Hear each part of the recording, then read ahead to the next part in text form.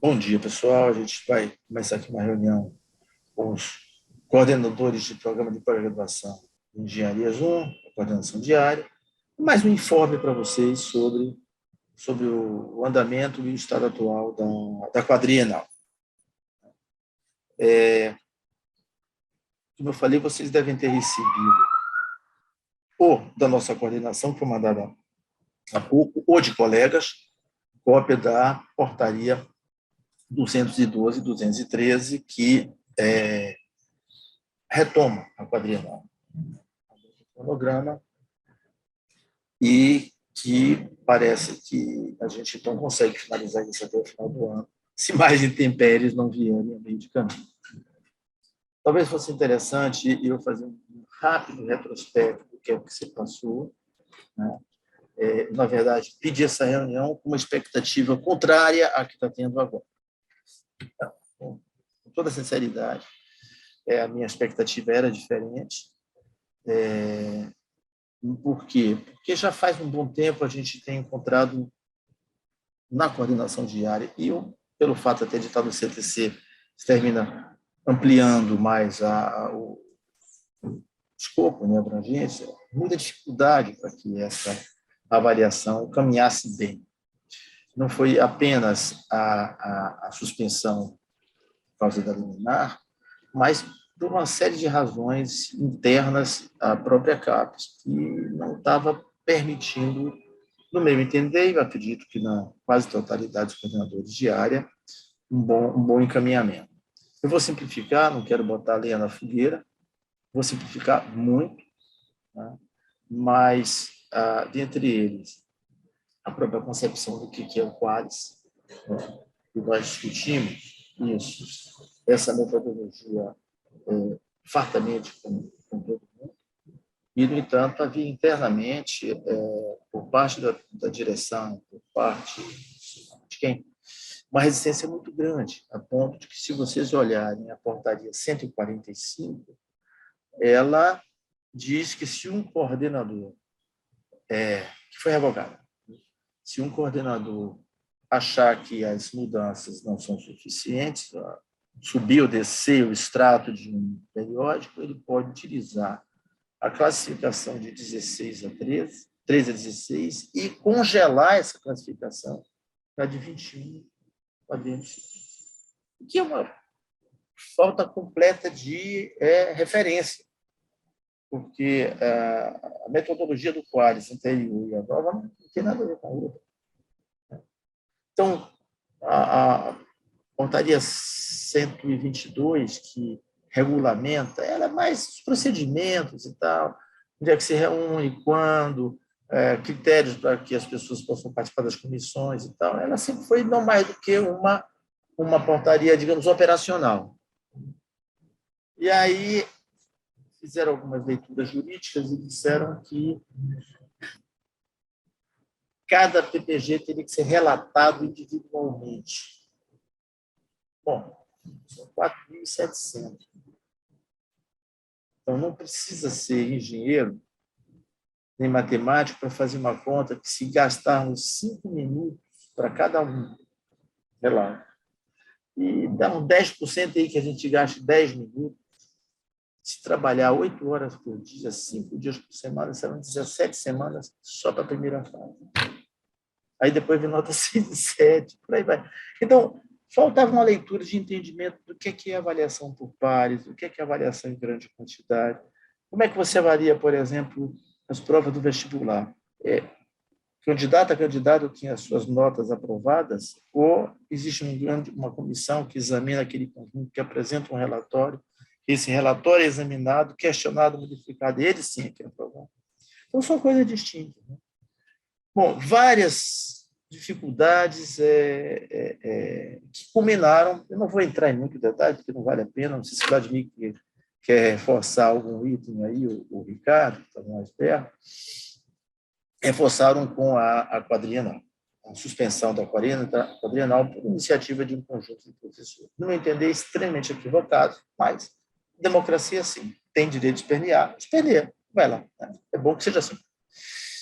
O que muitos coordenadores ficaram preocupados, e muitos manifestaram um descontentamento extremo, e alguns resolveram sair, porque algumas combinações aí não estavam muito alinhadas. Né?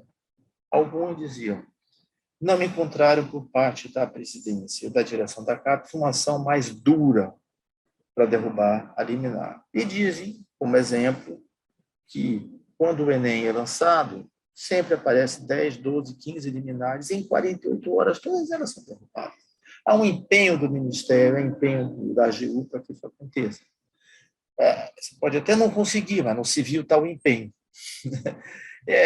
Evidentemente que a presidente contesta, eu só estou relatando o que é que os outros, não estou apresentando a minha opinião pessoal, mas o que vários colegas, vários coordenadores leram dessa forma e disseram que não fazia sentido continuar com avaliação e achavam que era desperdício de tempo, não sei exatamente o que foi a regra.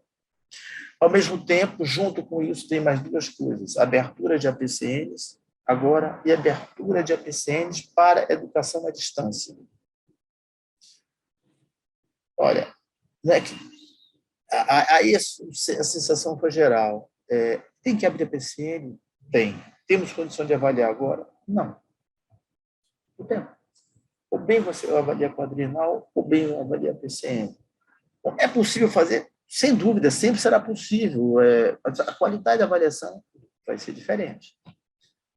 E aí ficaram muitas dúvidas no ar, muitas ideias no ar, nem sempre foram esclarecidas. A presidente teve 3 vezes em reunião conosco, mas não teve diálogo. A primeira ela teve, falou e saiu.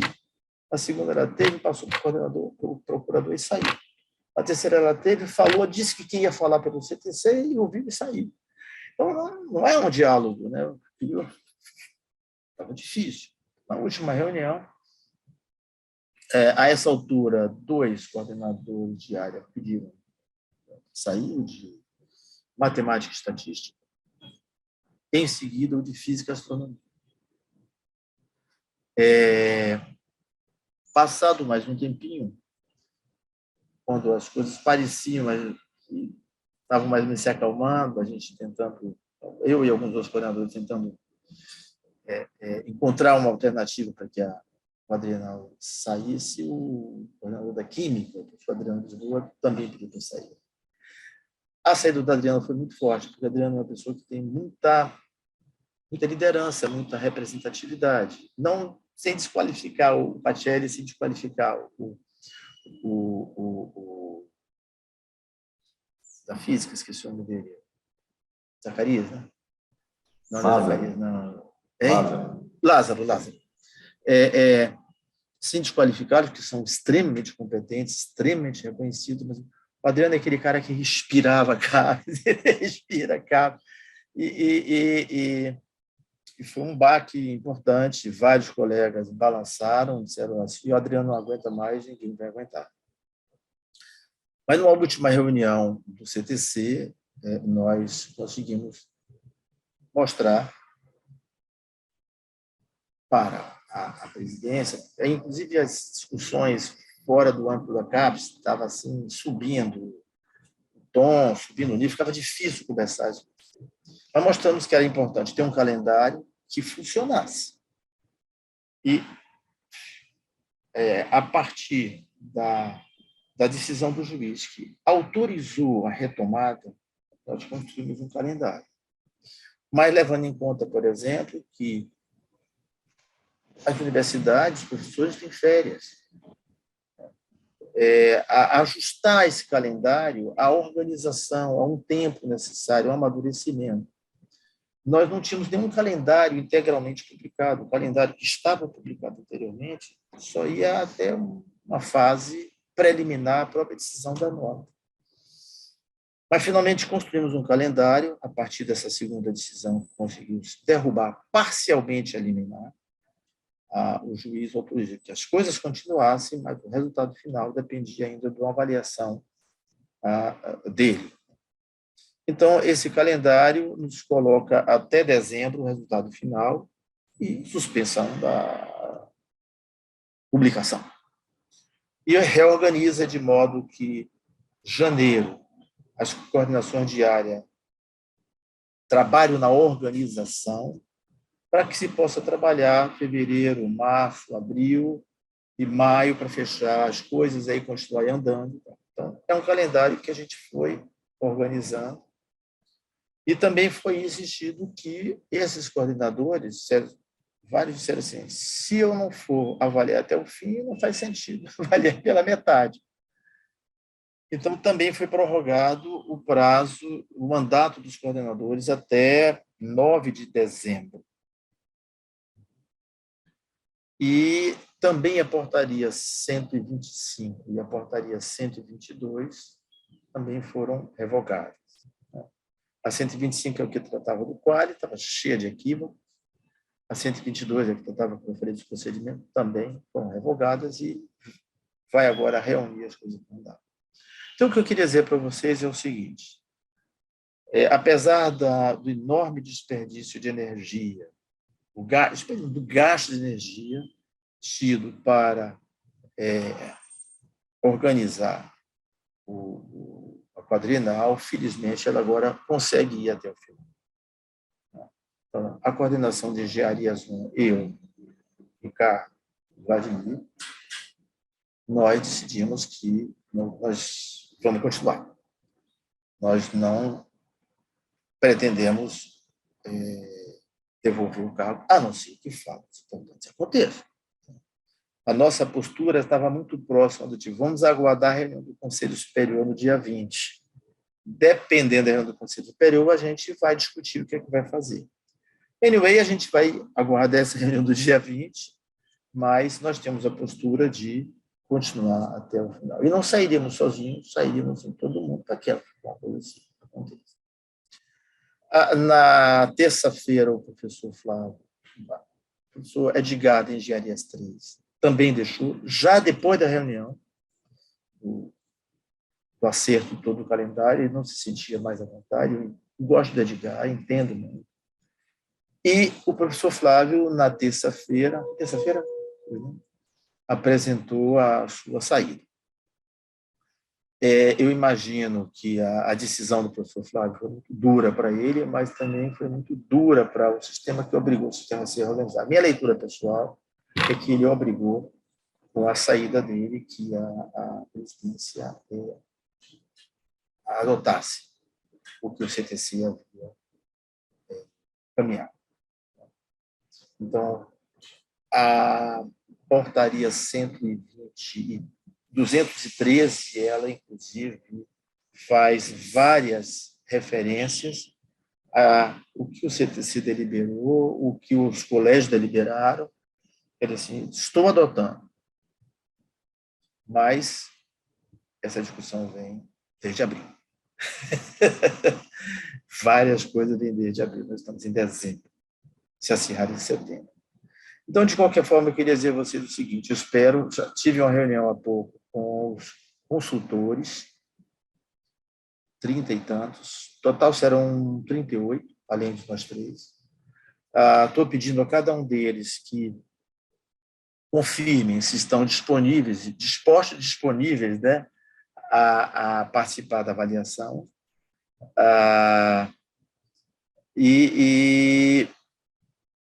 Vou responder já, Rodrigo.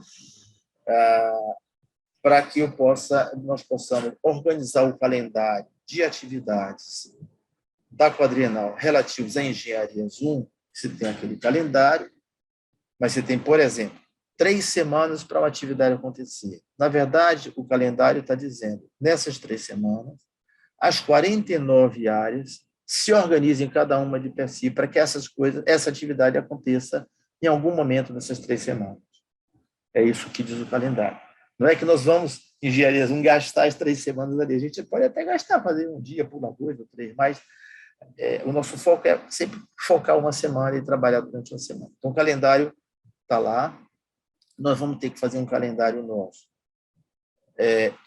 de atividades internas, do tipo informar para as pessoas, reunião de treinamento, tem algumas atividades que são específicas, né?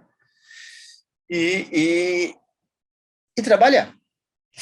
E trabalhar, né? Peço encarecidamente a vocês que são coordenadores que liberem ao extremo, coordenador, consultor. A gente sabe que tem situações que é difícil, cara. Porque, em geral, a gente chama aqueles caras que trabalham e é que todo mundo faz, né? Então, o cara fica sobrecarregado. É o que acontece.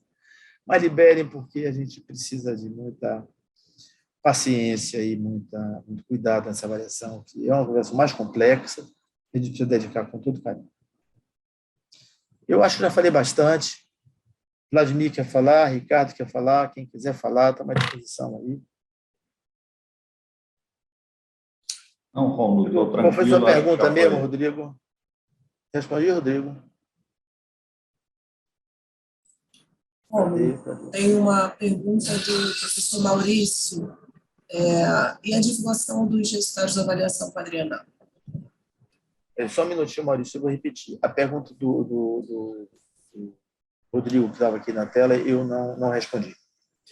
A pergunta dele está assim: está prevista a divulgação dos resultados para 22 de agosto a 2 de setembro? Eu tentei responder a pergunta do Maurício ali, conforme a portaria 212. Não foi a pergunta. Então, deixa eu explicar. São 3 grandes momentos. Uma vez que o CTC se reúne com as recomendações de cada área, escuta os relatórios, examina, decide e atribui uma nota. Depois que o CTC reúne tudo isso, acaba esse processo, é por isso que elas pedem um tempinho e divulga. Essa vai ser divulgada. Aí, os programas que não se sentirem confortáveis com o resultado podem pedir reconsideração. Tá? E aí, os consultores, os coordenadores de área vão ter que montar uma comissão específica para reconsideração, que vai ter, no máximo, metade dos membros da comissão anterior, para examinar os pedidos de reconsideração, preparar seus relatórios, trazer novamente o CTC. Aí o CTC faz uma segunda avaliação, que é o reconsiderações, que, se eu não estou enganado, é lá para dezembro, já quase. Não é isso? 9 de dezembro. E aí o CTC, então, atribui as notas. E esse é o resultado final. Esse o juiz não vai divulgar. Eu não sei como é que vai ser, porque aqueles que não reclamaram já sabem da nota. Mas o seu problema aqui, eu não sei como é que vai resolver. Esquece o juiz aí do assunto. A terceira etapa já extrapola a avaliação, é o recurso à presidência. Né? E aí já está fora do nosso calendário. O Conselho Superior. O Conselho é uma decisão, o Conselho Superior, já há algum tempo atrás, criou uma comissão formada por 50 membros que preparam para o Conselho Superior e a presidência tomarem a decisão. Isso aí. Qual é a pergunta mesmo, Maurício? Oi.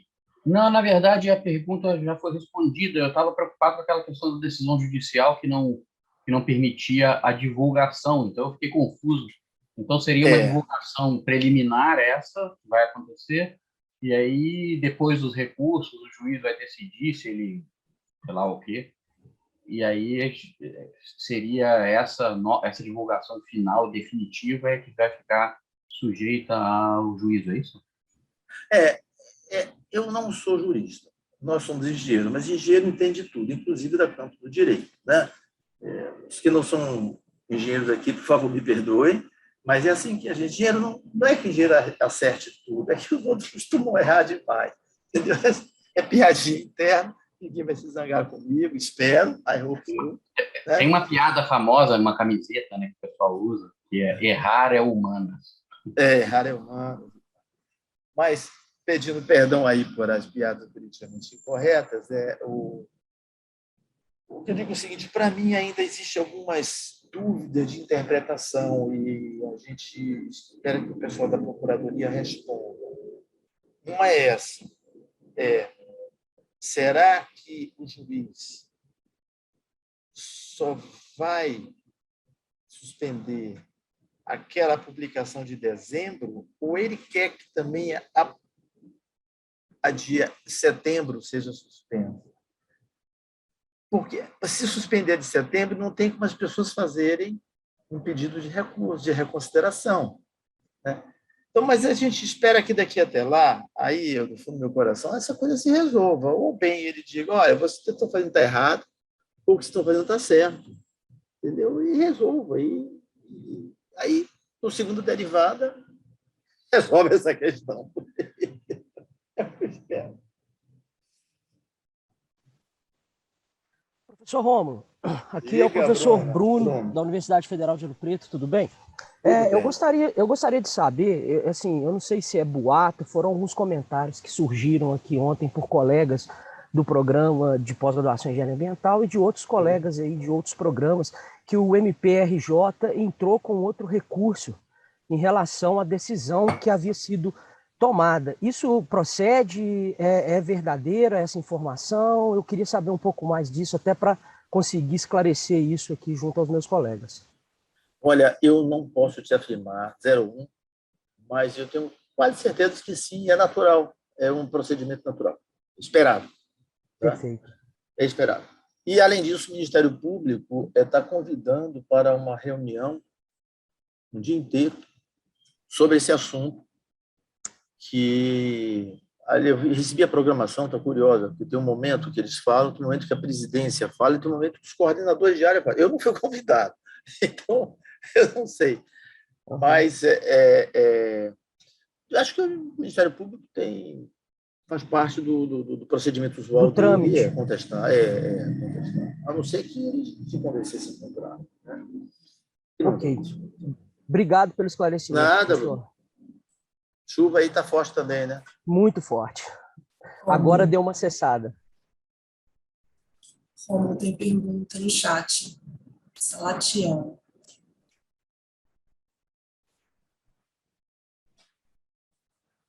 Salatiel,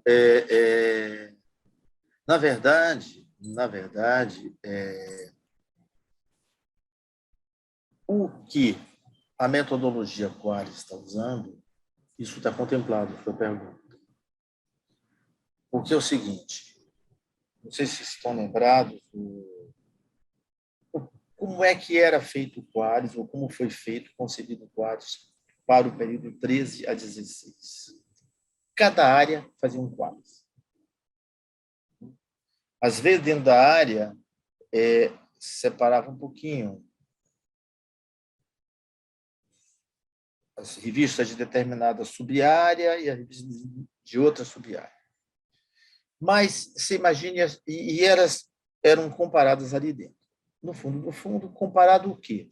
Apenas os periódicos que os nossos colegas usavam. O Qualis é isso. Se nenhum professor, nenhum aluno da POD, no Brasil, publicar na Science, ela não vai estar no quadro. O Qualis não é um indexador internacional. Qualquer revista que está botando A2 no Qualis, acaba. Esquece, isso é besteira. Então, a situação anterior tinha uma dificuldade muito curiosa, é que uma revista podia ter qualquer classificação de A1 a B5. E tinha revista que tinha, até a C. Porque uma revista, por exemplo, de astronomia, quem sabe, para o pessoal de biologia, não tem muito significado, aquela ali é um B4 para a gente. Eu de astronomia, o que é isso? Isso é um A1, isso aqui é o top do top.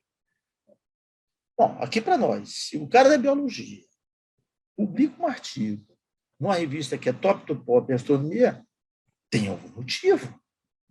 Agora, se o artigo que ele fez não tem nada a ver com o programa dele, aí paciência, isso aí eu nem conto.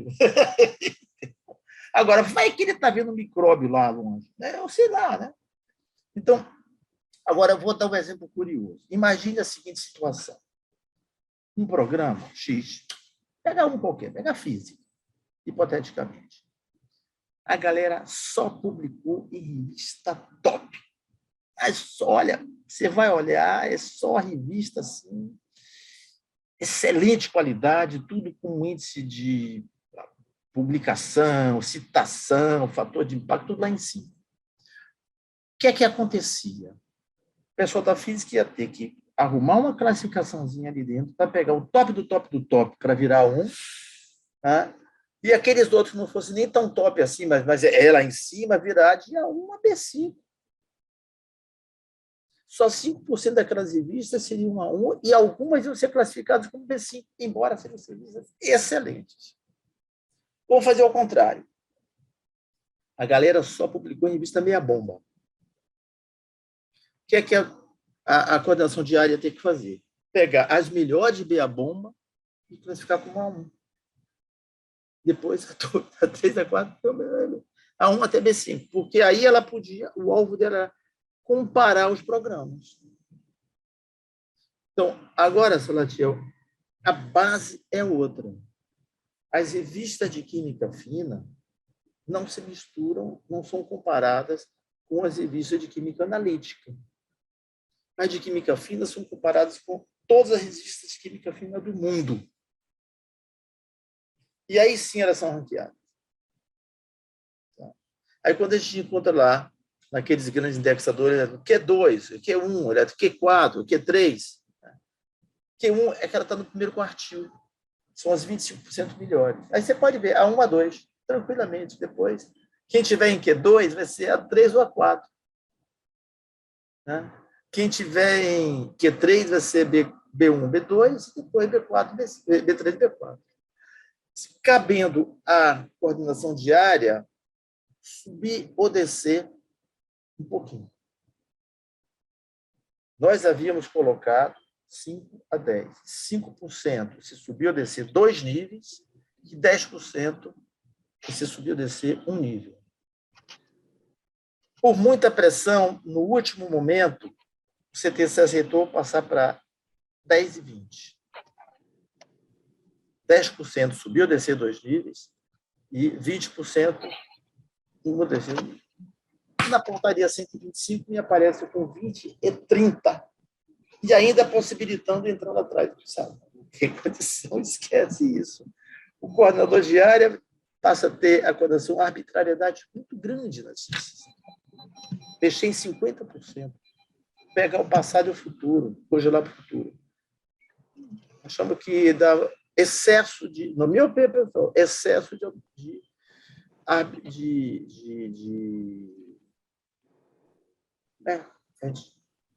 margem de variação. Então, vai voltar agora a 10 e 20. A portaria foi suspensa. Deu para entender, Salatiel? Agora, a segunda pergunta aqui do Tiago. Por falar em qualis, dentro do calendário, tem uma previsão de divulgação do qualis e também depende de autorização judicial para divulgação? Não depende de autorização judicial para divulgar. E como isso, o qualis é o que a gente conseguiu organizar em função do que as pessoas publicaram. Existem áreas que dizem que não deveria publicar o qualis, mas eu acho que deve publicar, sim. Então, pelo calendário aí, isso deve sair. Acho que ele já estará pronto, acho eu, no início de abril. Não é isso? Hein, Vladimir? Eu não olhei lá a portaria, Romulo, mas deve ser. Início de abril. Mas na verdade, podemos admitir que pode haver alguns pequenos ajustes em junho. Diga aí, Vladimir. Na verdade, a minha observação é a seguinte: a publicação do qualis, nesse momento, ela é absolutamente indiferente, não altera nada para o sistema. Né? O que importa é a metodologia. Né? O que importa é a metodologia e o que importa é saber o seguinte: se ele for publicado junto com o resultado preliminar, ok, porque ele não vai ser usado nem para frente mais, né? Então ele não serve de referência para o quadriênio que já está em curso, e o que está ele vai servir exclusivamente para análise do quadriênio encerrado. Então, essa divulgação é só, talvez, para a gente quebrar aquela expectativa e talvez para ajudar os programas a fazer ali uma conta de expectativa de pontuação de acordo com a ficha. Mas isso, na prática, é absolutamente indiferente nesse momento. Então, acho que o que é importante é perceber essa metodologia que o Rômulo acabou de explicar, né, aí de forma clara, e vamos para frente. Era só esse comentário, Rômulo, mas, de fato, o Qualis ele já está pronto, faltando esse ajuste fino aí de consolidação entre áreas. Eu posso fazer mais uma questão sobre o Qualis? Muitas vezes perguntam a gente se faz sentido publicar numa revista que não esteja no Qualis. Então, tem coragem de publicar numa revista que não esteja no Qualis? E eu digo o seguinte, mais do que coragem, tem que ter obrigação. Porque, como é que é o exemplo de Nova York, Vlad? O Qualis O exemplo é um conjunto pequeno de revistas. Fala Nova York aí, fala. Do táxi, na verdade pode ser Nova York ou qualquer cidade, ou qualquer localidade do... Mas Nova York é bom porque tem um significado gastronômico. É mais ou menos você que não conhece nada da cidade, chega na cidade já às 10 horas da noite, morrendo de fome, e pede uma sugestão para o taxista de um bom restaurante. Na melhor das hipóteses, ele vai citar os que ele conhece ou que ele ouviu falar, não necessariamente os bons restaurantes. Então, o Qualis é mais ou menos isso, se a gente quiser, né, usar como referência somente a listagem da CAPES. A listagem da CAPES, ela traz ali uma referência daquilo que nós conhecemos, ou daquilo que a gente tem de referência das publicações da comunidade brasileira naquele quadriênio. Nada mais é do que isso. Você tem 200 mil vezes mais revistas, excelentes no mundo. Gente, tem que ver a reputação da revista, coisa assim. Agora, a segunda pergunta. Uma revista que recebe o artigo no sábado e publica no domingo, eu me pergunto, será que se eu fosse revedor dessa revista, eu gastaria esse tempo para fazer uma avaliação daquele artigo? Eu acho que não. Então, uma revista que tenha práticas que a gente não considera adequadas, não vale a pena publicar nela. Ela não é uma revista que mereça a nossa atenção, o nosso trabalho ser divulgado. A gente tem encontrado, por razões as mais diversas, né? Toda hora nós recebemos mensagens de que seu artigo foi aceito para publicar na revista. É um caça-níquel, né? Seu artigo foi aceito para fazer parte do meu livro, nosso livro, assim, sabe? É um caça-níquel.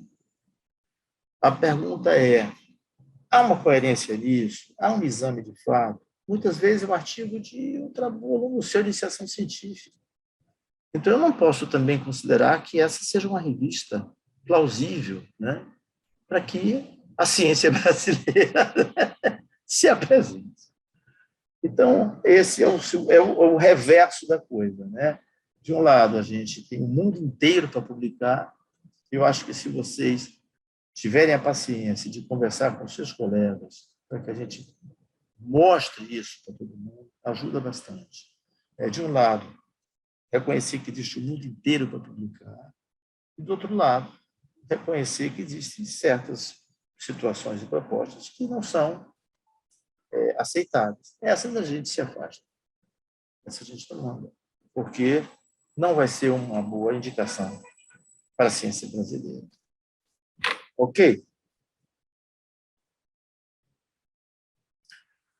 Ciclo. Como é que é? Recredenciamento. Exatamente, Joel. Se não publicar a revista fora do quadro, não consigo nova revista. Claro. Tiago, se for Recredenciamento do programa, veja, apenas para contextualizar, muitas regras de recredenciamento dos programas, se forem como o nosso, levem em conta o Qualis, e o de 16 está muito antigo. Sim. Não é plausível que o recredenciamento do programa se baseie nos 5 restaurantes do táxi, do taxista. Não é plausível. É prático? É correto? Não sei. Ô, Rômulo, Diga. me permita de novo, né? Se alguém chegar com uma publicação na Science e a Science não tiver no Qualis, o programa vai recusar o credenciamento desse docente por causa dessa publicação, né? Então, claro que eu usei a Science aqui como um extremo, a Nature, né? De propósito. Mas a pergunta é essa, né? Eu publiquei numa revista top, que está lá no 97, 98, né? No percentil 97, 98. E ninguém da comunidade brasileira publicou, portanto, ela não está no Qualis. Então, se as universidades estão usando o Qualis para fazer concurso público, progressão funcional, seleção de docente para PPG, esse processo precisa ser repensado, né, considerando que o Qualis é uma lista, de fato, bastante limitada para esse propósito. Isso é importantíssimo. Se vocês puderem se manifestar junto às pró-reitorias, junto aos coordenadores de curso, né, que as coisas mudam. Mas, professor Rômulo, Diga. mas na prática é o que todo mundo usa, é o Qualis. Essa é a nossa referência nacional. Realmente, a gente precisa ver tal, mas numa análise, pelo menos inicial, o Qualis é a referência. Então, por exemplo, a gente agora estamos refazendo vamos refazer nosso PPC, vamos refazer nossas regras também de credenciamento, e eu vejo que na UFT todo mundo usa o Qualis como referência, né? O que, no caso, nós como mestrado profissional, nós vamos usar também o Qualis técnico, né, dos produtos técnicos, que é o que interessa mais para a gente. Mas é muito difícil você avaliar algumas outras produções que não estão, somente que essa parte da parte técnica que é mais nova no processo, de coisas que de órgãos de fomento, de publicação, que não estejam no Qualis. Veja bem, não estou dizendo que a gente não possa aceitar, pode, mas é mais complexo para a gente. Demanda um trabalho muito maior do que você já usar uma régua que já está pronta, entendeu? Então, a gente precisa também pensar como fazer isso. Eu entendo, mas esse é o desafio que nós cientistas temos todos os dias, em tudo que a gente faz. A gente, quando encontra algo que não atende, a gente vai trabalhar nessa mudança. Eu aceito sua ponderação, eu acho que ela reflete muito o que a gente vê em vários lugares no Brasil, mas eu, pessoalmente, acho que a gente tem que mudar, porque se ela não atende, você vai selecionar pessoas. Imagine, você tem 3 candidatos, um tem as informações ali do Qualis, o outro chega com coisa excelente de primeira linha, você vai optar por esse ou pelo de cá?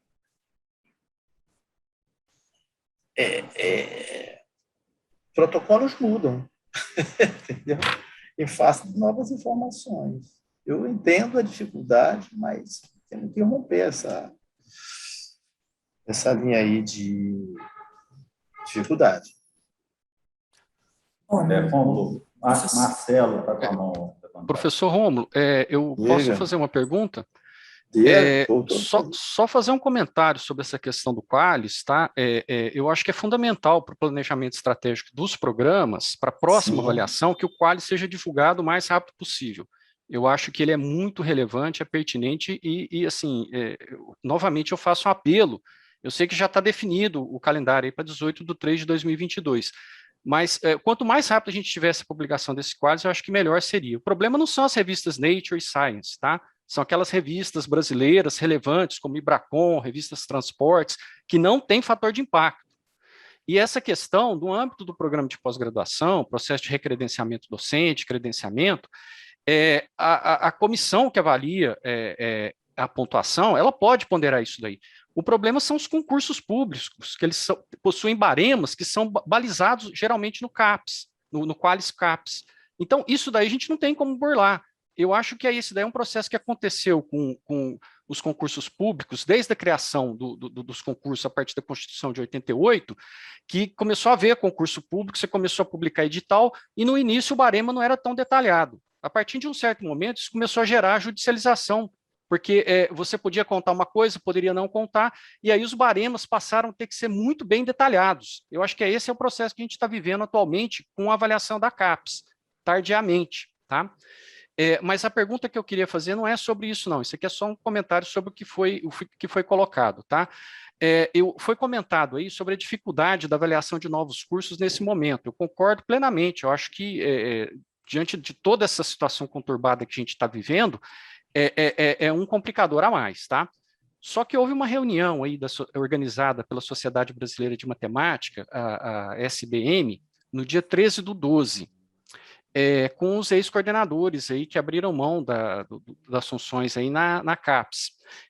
Nessa mesa redonda foi contentado aí sobre um grande descontentamento também sobre uma solicitação da presidência da CAPES aos coordenadores de área em relação a um formulário de ensino à distância na pós-graduação estrito sensu, e que esses coordenadores aí alegaram que eles se recusaram a preencher isso aí sem uma devida discussão e colocando como se já tivesse critérios ou indicadores que possibilitariam esse tipo de proposta dentro da pós-graduação no Brasil. A pergunta que eu faço é o seguinte: a coordenação da Engenharia Zoom preencheu algum tipo de formulário dessa natureza?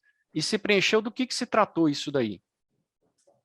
Vamos por partes. Acho que o Qualis, a gente já avançou, não quero me alongar mais. Sei que ele é utilizado não só para recredenciamento para concurso, mas acho que cabe a nós buscar alternativas que não sejam exatamente o Qualis, né? Mas também não, muitas delas fogem do meu alcance. Sugeriria, por exemplo, que usasse a metodologia, que usasse a classificação internacional, tá? Ou que as revistas brasileiras, ninguém vai deixar de publicar na Transporte ou na Soilwork, porque ela era A4, virou A3, ela era B2, virou B1, ou ao contrário, mas deixemos lá. Agora, quanto à educação à distância, eu tenho a impressão de que as informações que andavam circulando por aí não refletiam todos os elementos do assunto. O que foi solicitado foi, primeiro, foi criada uma comissão com membro do Conselho Técnico Científico da CAPES para examinar cada uma dos documentos de área naquilo que fizesse relação com a educação à distância, que eventual necessidade haveria em relação às portarias recentes, em relação à legislação recente. Havia, inclusive, no início desse ano, uma legislação, nem portaria, legislação, para isso, fora a portaria, fora outras coisas. Então, foi criada essa comissão, eram 3 professores, um de cada colégio, mas trocando informações entre si. E esses professores sugeriram o seguinte: que utilizássemos um template, no formulário, comum a todo mundo, que vinha, então, não estou enganado, 4 ou 5 parágrafos, todos eles, 4 ou 5, vamos ser mais de cor, vamos chamar capítulos, para simplificar. Então, um primeiro capítulo trazia várias coisas que são comuns, porque atende à legislação para todo mundo. Então, nesse template, por exemplo, vem empresa, assim, não precisa mexer, porque isso é igual para todo mundo, a legislação.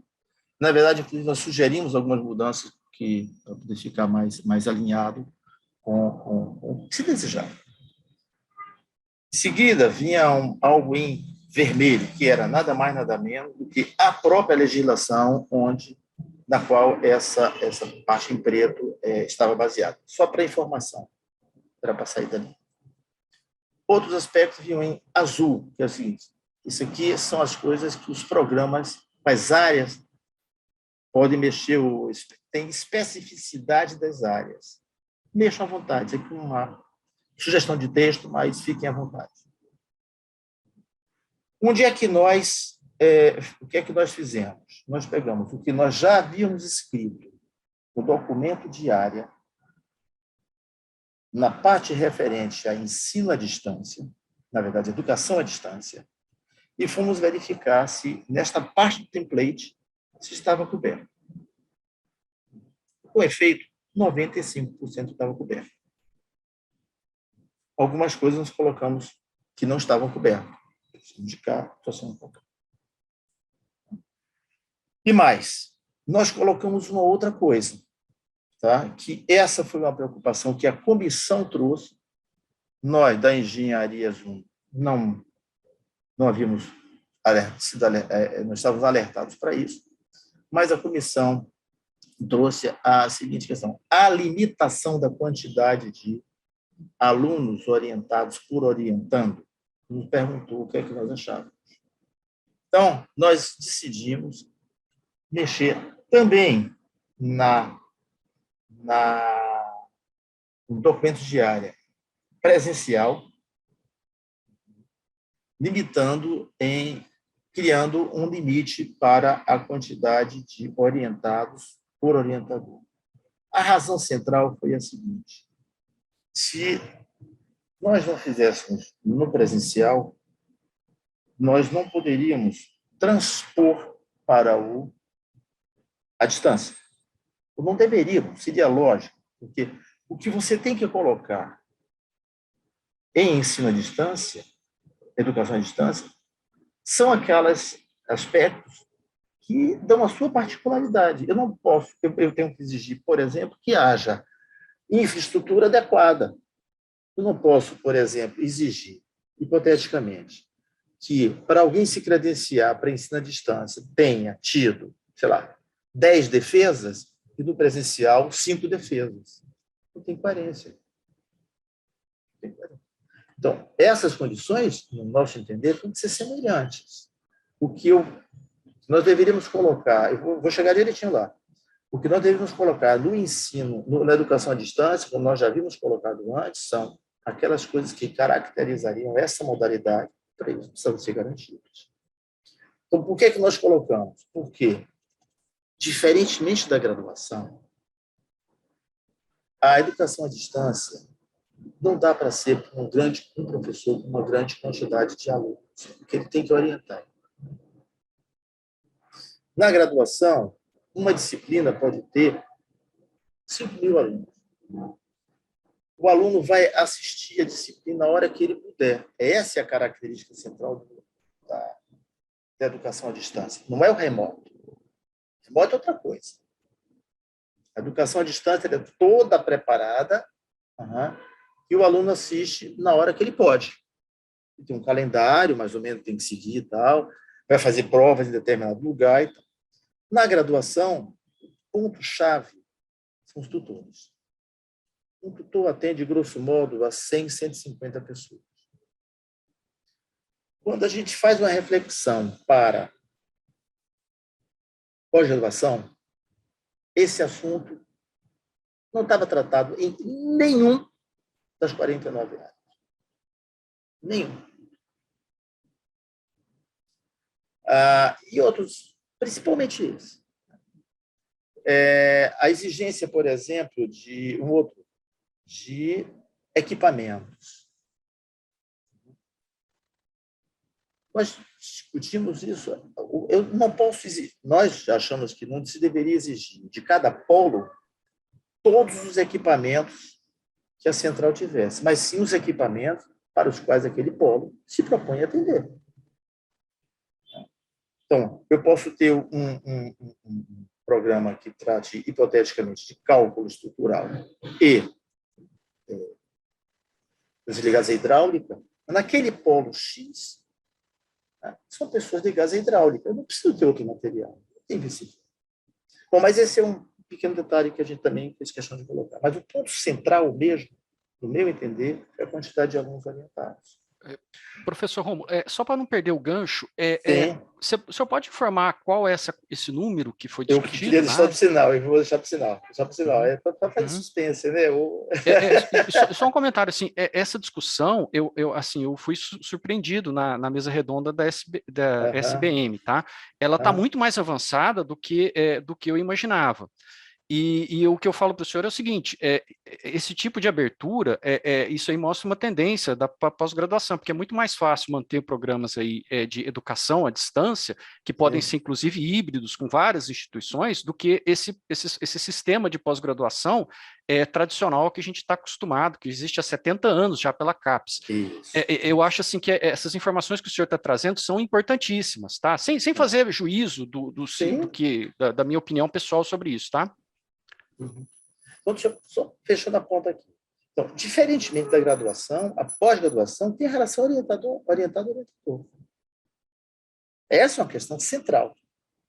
Então, nós limitamos, tá? Agora no nosso documento de área, é o seguinte, tomamos a base, o clássico número 8, tá? 8 orientados por orientador.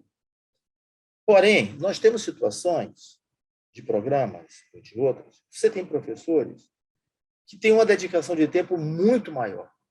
Então, nós adotamos 8 orientados para os professores que têm uma dedicação após graduação de até 20 horas semanais, que é o geral, e subimos para 12 para os programas, ou para os professores, que têm uma dedicação de 40 horas na pós-graduação. Uma outra coisa, esse número é a soma de todos os cursos, todos os que ele participa. Mesmo porque, na legislação sobre a pós-graduação, educação à distância, tem uma vírgulazinha muito curiosa, que diz o seguinte: no presencial, um professor pode participar como docente permanente em até 3. No caso de educação à distância, os cursos os programas ou cursos que ele participar na universidade dele, na área dele, não contam. Então, eu estou na COP, né? Se eu participar como programa, a Engenharia Zoom, se eu participar como docente permanente no ensino à distância, criado pela Escola Politécnica, em Engenharia Zoom, isso não é contado nos meus 3. Ora, se isso se reproduz, eu posso ter vários. E se em cada um deles eu orientar 8, eu não vou conseguir orientar em 5 cursos, 8 vezes 5, 40. Olha que eu tenho múltiplos. Eu brinco comigo mesmo, né? A gente tem 1000 braços, mas são só 1000, não são 2000. Então, por isso que aí nós colocamos, nós, Engenharia Zoom, e todos os outros colocaram também, e terminamos buscando uma redação que fosse comum para quem quisesse, assim, só para facilitar a vida de todo mundo, né? Definindo. Isso é a soma da participação em todos os programas. Então, tem características. Você trouxe mais uma outra coisa importante, Marcelo, que é híbrido. O que é híbrido? Porque nós temos, na legislação, ensino à distância, ensino presencial. E o CTC também teve que refletir e tomar decisões sobre o quanto de presencial se aceita à distância e o quanto de à distância se aceita no presencial. Ou à distância ou não presencial se aceita no presencial. Também está em aberto. O CTC teve que tomar uma decisão. Demorou bastante de ter uma redação, ficou confuso, chegamos a outra redação. E o híbrido, está saindo alguma coisa do ar, ninguém sabe do que é. Está aqui, eu estou vendo o coordenador do meu programa, a gente estava discutindo isso na reunião passada, quer dizer, vamos ter que pensar né? O Gleison, vamos ter que pensar sobre esse assunto. Há condição de a gente esquecer que existe a forma remota, síncrona? Podemos esquecer. Isso é uma verdade. Isso é uma verdade. Eu acho que, muitas vezes, tem havido uma confusão entre remoto e a distância. Remoto e a distância. Pouco antes de tudo isso, eu recebi um pedido, uma consulta de um curso que ele gostaria de abrir, foi antes da pandemia, gostaria de abrir uma turma em outro estado brasileiro. O que é que eu achava? Eu disse, como é que a coisa vai funcionar? Disse, vai ser online. O termo que te consultaram usou esse termo mesmo, online. Explica o que é online. O professor está aqui, tem 20 alunos na sala, eu tenho tela, computador, tudo está, internet está, eu tenho mais 20 alunos em outra sala lá, hipoteticamente, do Rio Grande do Norte, assistindo. O que é que você acha? Você tem orientador para todo mundo numa boa? Tem condições infraestruturais lá semelhantes para a sua necessidade? É isso que eu tinha que dizer.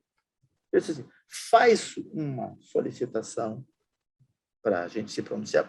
Perguntou informalmente quase. Faz uma solicitação mostrando que você tem para essa segunda turma, vamos chamar assim, né? essa ampliação da turma, as condições adequadas, como se fosse, entre aspas, uma PCM. É isso que a gente tem que pensar também. Professor Rômulo, o duro é que o senhor traz muitas informações importantes, interessantes, a gente não consegue parar. É a última Vamos pergunta, fazer mais questão. conversas frequentes, talvez, né? Tá, é a última questão. A gente ofertou recentemente, segundo semestre de 2020, uma disciplina com a USP e com a Universidade do Porto, que foi nessa modalidade. O procedimento que a gente adotou foi assim: cada colegiado teria que aprovar da anuência para a oferta dessa disciplina. Mas ela foi feita dessa forma, e cada programa com seus alunos, com seus orientadores, com seus problemas, para encontrar essa questão, resolver esse problema da orientação. Tá? Eventualmente, se um aluno de uma instituição quiser fazer uma orientação com outra, aí ele vai fazer o trâmite formal de cada programa. A gente, assim, ofertou nessa modalidade. Vai voltar atrás? Não, eu acho que eu acho que o ensino à distância ele abre essa possibilidade de interação, de cooperação. Remoto. Tudo bem, entendi. É diferente. Entendi a questão. A distância ele é todo preparado com antecedência. Ele vem daquela lógica que você não podia fazer o síncrono. Na graduação. Ou era presencial ou nada. Aqui a gente fez um ensino emergencial, remoto e depois híbrido, e a gente gravou as aulas. Eu gravei minhas aulas, fiz avaliação à distância, mas no horário da aula eu dava aula também. Eu acabei fazendo as duas coisas. A gente foi assim penalizado em relação a esse trabalho remoto, porque são 2 anos aí com férias, desencontrando com criança. Foi comentado, acho que pelo professor Vladimir, essa questão das férias. Está todo mundo sobrecarregado. Meus filhos eles têm férias em janeiro, a gente tem aula até final de fevereiro. A gente está 2 anos sem férias. Só vai conseguir acertar férias em 2023. Eu sei o que é isso. O calendário da Copa é trimestral, do FRJ é semestral. É assim que a gente vive. Eu te entendo, Marcelo. É difícil. É um assunto que nós vamos ter que abrir essa conversa, essa discussão. Antes de passar, Vladimir, veja só, vamos dar um passo de 10 anos atrás. Nós só tínhamos 2 situações. Né? Ou é presencial, ou é o ensino à distância, educação à distância. Como? Tinha que deixar tudo preparado para a pessoa ver na hora. Lembra daquele que saía na Globo de manhã, telecurso? Telecurso o horário já não era exatamente o mesmo que o sujeito queria, mas era o possível, que era aquele ali. Então, mas ele vem de uma lógica de não exigir a presença na CAPES está me ligando.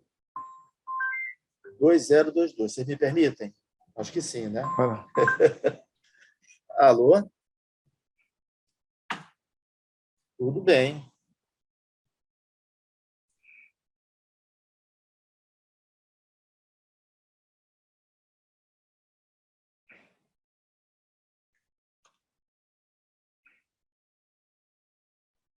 Enquanto o Rômulo está ali atendendo o pessoal da CAPES, eu queria aproveitar que tem algumas perguntas que eu acho que eu já posso ir adiantando também para avançar. A questão do Fábio Rocha, sobre a metodologia,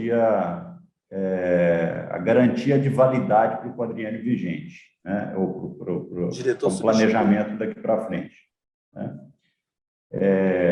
Fábio, veja, existe uma discussão muito forte em toda a comunidade, até muito no sentido que a gente já colocou aqui, de que o Qualis ele não faria sentido se a gente tem bases internacionais que já apresentam isso. Né?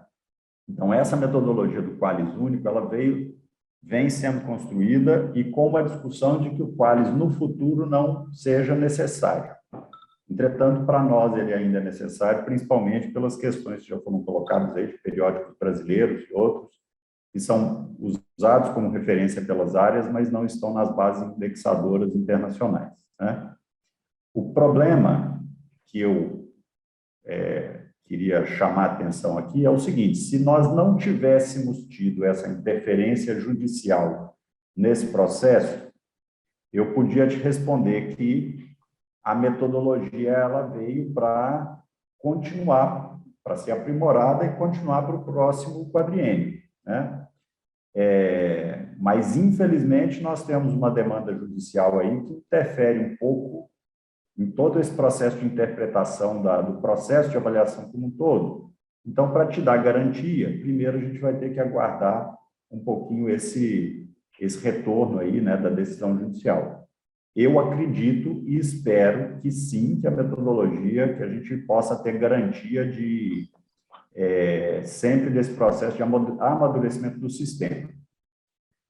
O PNPG finalizou agora, né? Então, inclusive, uma das discussões que a gente tem tido nos colégios na CAPES é que o PNPG 2130 já está um pouco atrasado até em função da pandemia, mas eu acredito que ele venha para reforçar as bases que o processo de avaliação brasileiro se desenvolveu, né, e aprimorar os processos que a gente percebe que cabe aprimoramento. E o Qualis sempre vai caber aprimoramento, mas o entendimento geral é que essa metodologia estabelecida aí, ela vem para corrigir distorções importantes que tinha no sistema.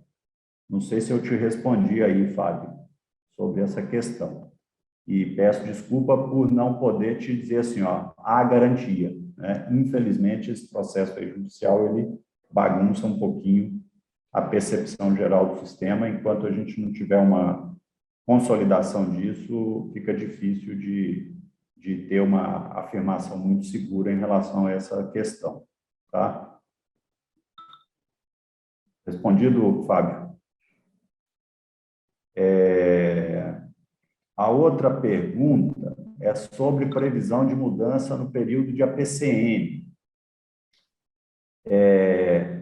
Eu também receio não conseguir te dar uma resposta muito segura sobre isso, porque as coordenações de área entendem que o APCN só faria sentido com avaliação quadrienal concluída.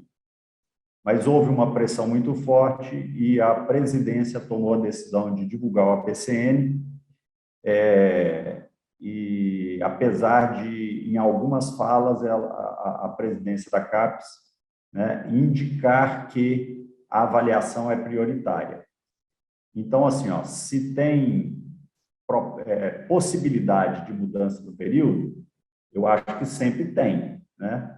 Mas nem eu e nem Rômulo vamos conseguir te dar uma resposta segura de que essa prorrogação desse período de edital vai acontecer. Né?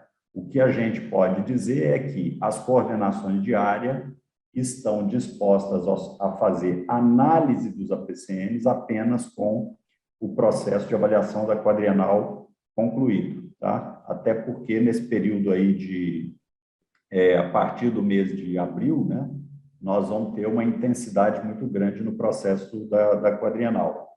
Então, é muito difícil a gente mobilizar tanto as coordenações de área, colégio, CTC, e os consultores para a abertura de um novo processo de avaliação, que também é muito intenso, que é o processo de avaliação dos APCNs. Tá certo? Então, assim, o que a gente consegue avançar em relação aos APCNs, em relação ao calendário, é essa informação. O que mais aqui que eu já posso adiantar?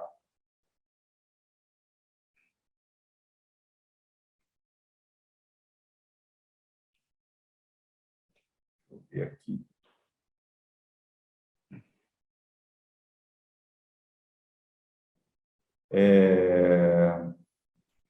A questão dos 8 de 8 a 12 orientandos por orientador se refere à orientação simultânea, tá? Então, simultaneamente, você vai ter aí, enfim, de 8 ou até 12 orientandos por orientador, né, de forma simultânea. Então, não é para o quadriênio, não. O quadriênio significa que você pode ter um pouco mais do que isso, mas de forma simultânea.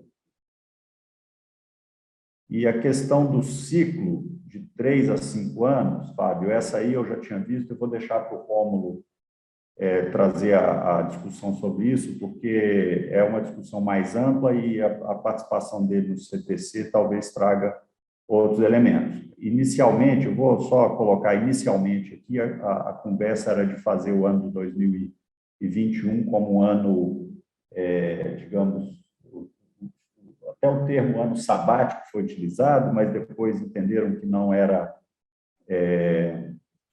um termo adequado, etc. Mas essa discussão eu vou deixar para o Rômulo trazer, porque eu sei que ela não está fechada no CTC, né? Mas ela, de fato, está acontecendo e ela já tem muito argumento aí a respeito de fazer um ciclo de 5 anos, de deixar o ano de 2021 mais ou menos livre para as áreas definirem o que fazer, mas eu não sei te responder exatamente o que tem mais amadurecido no CTC para tomada de decisão, tá? Eu acho que eu passei aí as perguntas que eu podia avançar. Eu acho que eu passei. Se tiver alguma dúvida, pode falar, Joel, por favor. Não ficou meio claro para mim. 8 a 12, mas ele falou aqui, alguns programas podem 8, outros podem 12. Como é que é essa situação? E também o Salatiel perguntou se inclui as coorientações também. O que está no documento de área é orientação.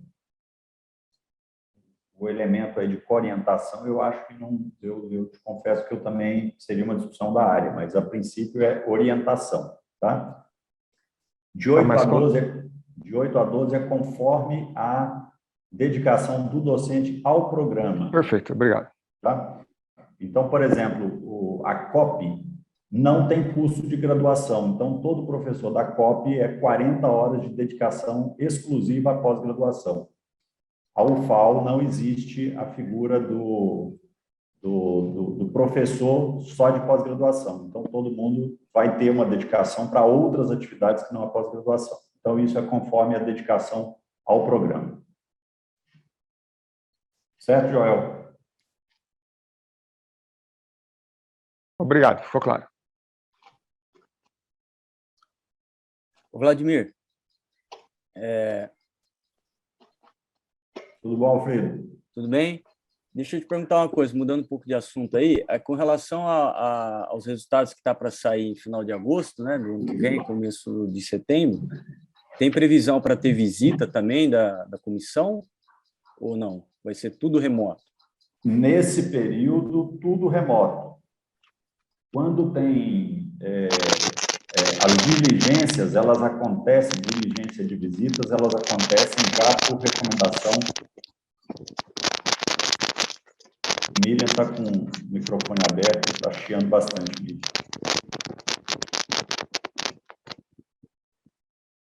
Então, Alfredo, quando tem diligência de visita, essas diligências elas acontecem por recomendação do CTC, tá? Então, após o processo de avaliação, após a quadrienal, aqueles programas que têm alguma situação que demandam uma visita in loco, essas visitas elas vêm por recomendação do CTC. Então, enquanto o processo não for concluído, não haverá visita.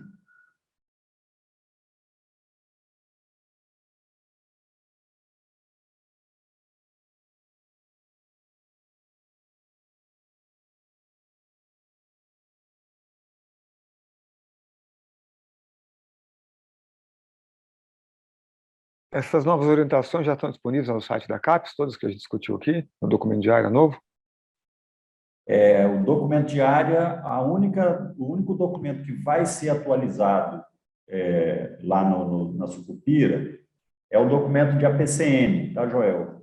O documento de área, ele é o documento do quadriênio. Então, até o final a próxima coordenação de área que deve apresentar o novo documento. Essas observações aí desse número de 8 a 12, etc., isso aí vale, né, para a criação de novos programas que vão aparecer, e esse documento ele já passou pelo CTC, voltou para as áreas para ajustes finos e deve estar sendo publicado nos próximos dias, mas só o documento de APCN que vai ser atualizado. Esse documento de APCN, ele vai trazer já as diretrizes para ensino à distância e para ensino remoto, por exemplo, um programa que quer ter algumas disciplinas remotamente, oferecidas remotamente, e também para o ensino à distância, né? O APCN, ele traz as diretrizes para a submissão de proposta de curso novo e considera a possibilidade de modalidade de cursos em ensino à distância. O que a gente entende, eu não vi quem foi que perguntou. A Lia da PUC Campinas. Tá. Assim, Lia, o que a gente tem discutido muito, né, é que a tecnologia ela veio para ajudar a gente, né? Então, essa questão que o próprio Marcelo Greco aí também colocou, por que a gente não pode compartilhar uma disciplina de forma remota?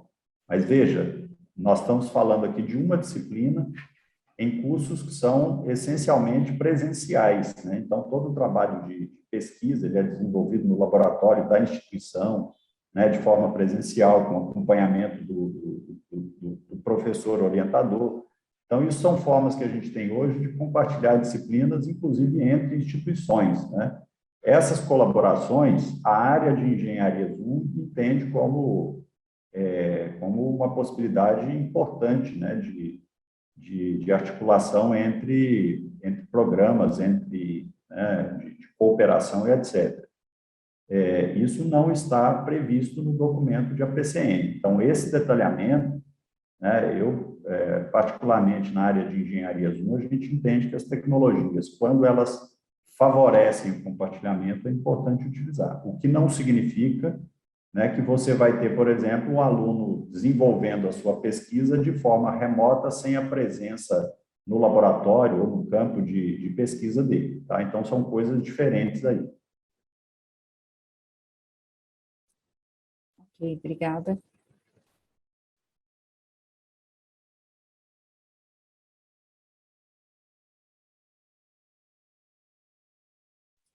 Estou de volta aqui.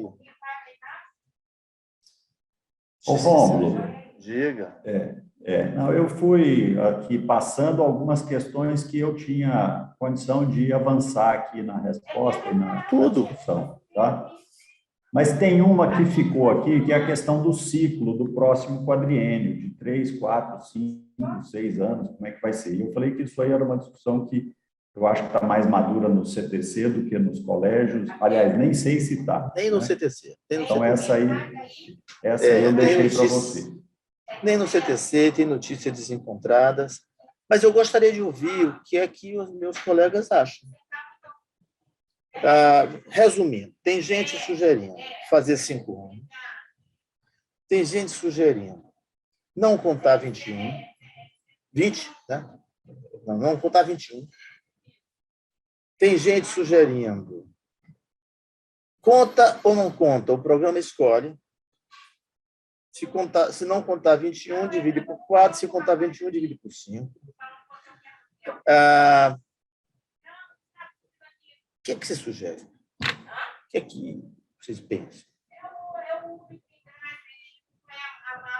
Vou dar uma informação. Para essa quadrienal, não são apenas 3 quesitos. Vocês viram que tem 7 quesitos. Um deles é como é que a Covid mexeu com o programa de vocês. Afetou. Então, a gente vai ter que ler isso e levar em conta. Não dá para ser cego e dizer o mundo gira e quem fica... Não é dança das cadeiras para quem chega perto. Tem que levar assim. Ponderar, examinar. Os consultores vão ter que estar atentos a isso. Como a gente vai saber? Também não sei muito bem, mas eu tenho 30, 40 pessoas para a gente pensar junto e encontrar uma coisa positiva para todo mundo. Então, se isso a gente já está preocupado, está lá. Agora, como é que a gente faz para 21 para frente? Alguém tem sugestão? Diga aí, Marcelo. Não, só que, desculpa, professor Ronald, só para acrescentar a fala do professor Vladimir, a questão do ensino à distância e atividades virtuais ou remotos, como que a CAPES coloca. Primeiro, nós não vamos, com relação à dificuldade de verbas, as defesas estão sendo remotas, e veio para ficar. E veio para ficar. Aulas, integração, por exemplo, internacionalização. Hoje, nós podemos colocar um professor no Portugal, na Inglaterra, em qualquer lugar, e dar uma palestra com a menor dificuldade. Isso não é ensino à distância, porque a pesquisa é feita presencial nos laboratórios, ou com computador.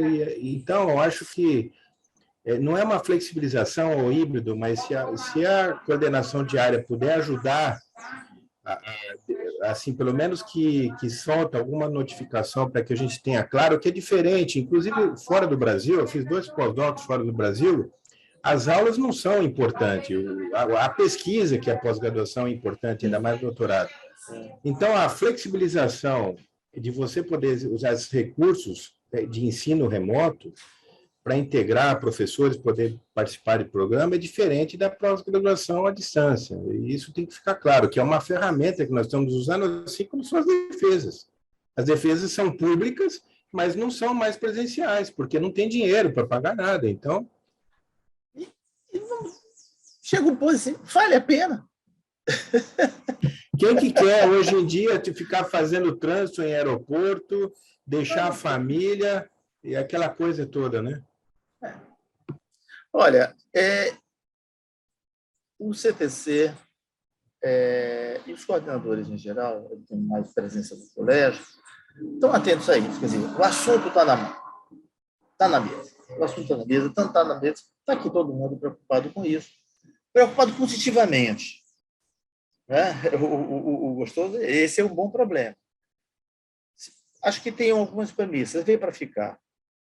A sua pergunta é como é que a gente organiza isso para não virar bagunça? Eu tenho a impressão, eu vou sugerir isso na próxima reunião do CTC, eu já sugeri, mas não me lembro até que ponto eu consegui, porque tinha outras coisas mais à frente. Criar um GT para tratar disso. Né? Nós criamos um GT, por exemplo, sobre o impacto, do qual eu fiz parte, o GT sobre transferência de tecnologia, o GT sobre internacionalização. Então, o CTC criar um GT para trazer essas orientações que possam fazer. Agora, também não impede que nós, professores, aí estou falando com 128 programas, nos articulemos e apresentemos alguma sugestão. Entendeu? Nós, na engenharia, nós somos a mais multidisciplinar. Nós temos pessoas que trabalham com transporte aéreo e temos pessoas que trabalham com prospecção de petróleo, trabalham com nanotubos de fertilização. Tá? Ou como estava, cadê o Rodrigo? Está aqui ainda? Trabalha com questões ambientais, engenharia ambiental é nossa. Então, a gente tem uma variedade tão grande de situações que, se vocês quiserem, eu converso com o Vladimir, eu converso com o Ricardo, a gente está estruturar um grupo, né, para coletar essas informações e apresentar como sugestão para tocar em frente. As nossas universidades vão ter que fazer, querendo ou não querendo. Estou certo, professor Guilherme? Briguei agora meu coordenador a falar.